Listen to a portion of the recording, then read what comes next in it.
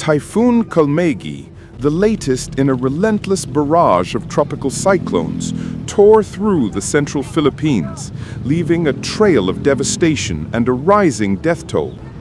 The storm's massive impact, characterized by catastrophic flooding and destruction, resulted in at least 66 confirmed deaths and left 26 people missing.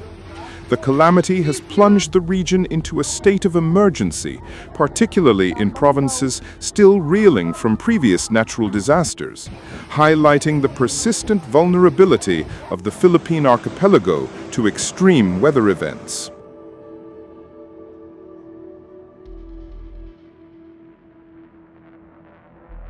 The typhoon unleashed its fury with sustained winds of up to 130 kph and gusts reaching 180 kph before blowing away from western Palawan province into the South China Sea.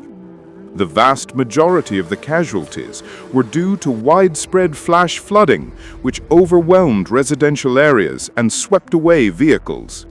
In the hardest-hit areas, officials reported that 49 victims drowned in the torrents, while others succumbed to landslides and falling debris.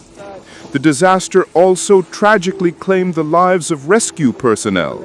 6 people died when a Philippine Air Force helicopter, en route to deliver humanitarian aid to the battered provinces, crashed in Agusan del Sur province. The severe weather paralyzed movement across the central and eastern regions.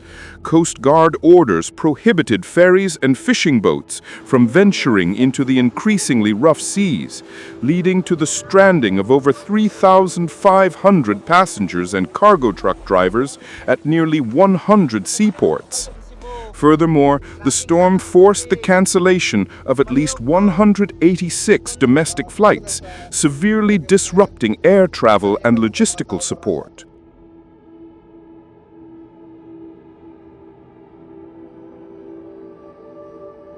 The central province of Cebu bore the brunt of Kalmaegi's assault, accounting for the highest number of deaths and missing persons. Pummeled by the typhoon, the province experienced immediate and dramatic flooding as local rivers and waterways swelled rapidly. Witness accounts and official reports painted a grim picture. The resulting deluge engulfed residential communities, turning upscale riverside areas into unrecognizable scenes of disarray, with tumbled SUVs and houses submerged in rapidly rising water.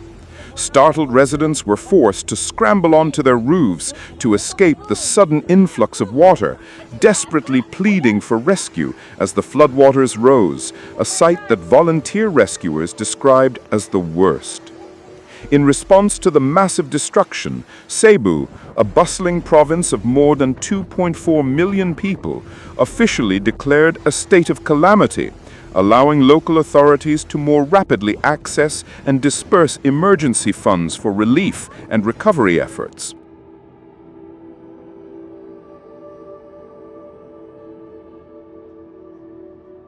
The effects of Typhoon Kalmaegi were compounded by the fact that the hardest-hit regions were already in a state of crisis. Cebu was still grappling with the devastation wrought by a 6.9 magnitude earthquake that struck on September 30th, which killed at least 79 people and displaced thousands. Authorities had successfully moved thousands of quake-displaced residents from flimsy tents into sturdier evacuation shelters just before the typhoon hit, a critical move that likely saved lives in the quake-devastated northern towns. However, local officials also pointed to underlying human factors that may have exacerbated the severity of the floods. Governor Pamela Baricuatro suggested that years of quarrying in the area may have contributed to the clogging and subsequent overflowing of nearby rivers. Moreover, concerns were raised regarding substandard flood control projects in Cebu province. This issue ties into a broader national problem, as a corruption scandal involving non-existent or inadequate flood control infrastructure had already sparked public outrage and protests across the Philippines in the months preceding the typhoon.